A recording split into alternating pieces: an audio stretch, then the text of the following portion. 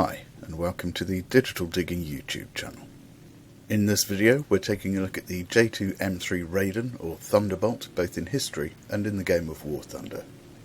The specification for the J2M was issued in 1939 when Japan was in the process of creating what it called the Greater East Asia Co-Prosperity Sphere, which included areas of freshly captured territory and was anticipated to require protection from high-altitude bombers. To this end, a local rapid response aircraft was ordered and the job went to Mitsubishi.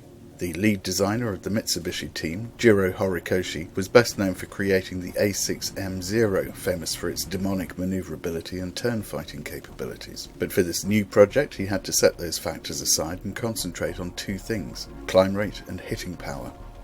The first of these two considerations is apparent from the looks of the aircraft, with all its surfaces being curved to minimise drag, a necessary requirement which resulted in a very distinctive stubby yet sleek appearance. It also called for a powerful engine, however choice was limited, and the early models employed the Mitsubishi Kasei 13 radial engine, which was eventually replaced by the Mk4RA Kasei 23A, an improvement on the 13 but still not quite ideal.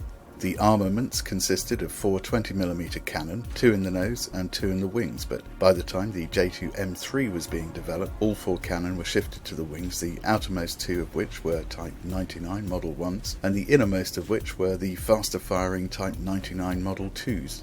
A later model, the J2M3A, saw the slower guns replaced with another set of Model 2s. The drive for lowering drag also created the large curved windscreen. However, the pilots complained of visual distortion, which is, to say the least, extremely inconvenient when your life depends on your ability to spot other aircraft. This was rectified by the inclusion of optically flat panels, and by the time the J2M3 rolled off production lines in late 1943, many of the teething troubles with this aircraft had been addressed, if not entirely overcome.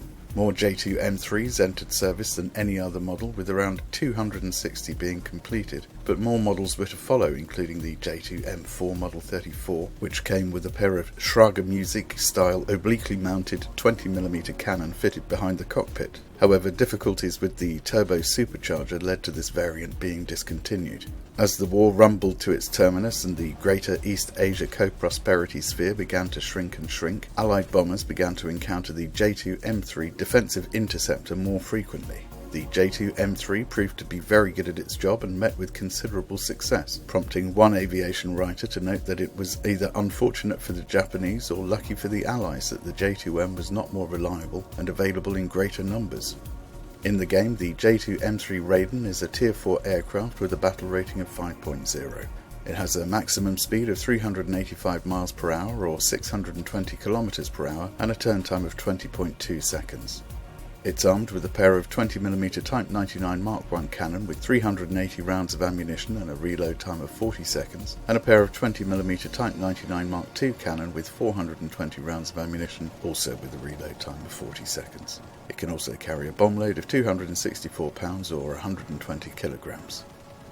As in history, this aircraft is pretty much only good at one thing, so get upstairs as fast as you can and stay there. Hunt bombers and perhaps the odd stray fighter, but try and maintain altitude and avoid engaging turn fighters against your advantage at all cost.